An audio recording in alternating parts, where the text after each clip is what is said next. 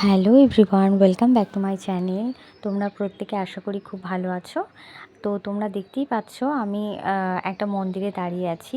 লম্বা লাইন আমার সামনে রয়েছে। এটা ছিল রামনবমীর দিন আমি পুজো দিতে গিয়েছিলাম রাম মন্দিরে। তো সেখানে সেদিন প্রচুর পরিমাণে ভিড় ছিল। তো ১ থেকে ১.৫ ঘন্টা প্রায় আমি ওখানে দাঁড়িয়ে তারপরে পুজোটা দিতে পারলাম। আর সোনাইয়ের বাবা তো এদিক ওদিক ঘোরাঘুরি করছিল।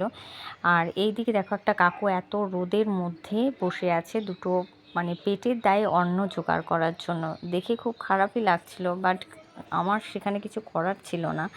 করতে পারলে খুব ভালোই লাগতো। পরিবেশটা দেখো খুব সুন্দর ছিল পরিবেশটা, কিন্তু প্রচণ্ড পরিমাণে রোদ ছিল। আর যারা কাকুরা বসেছিল খুব কষ্ট করে ওখানে বসেছিল।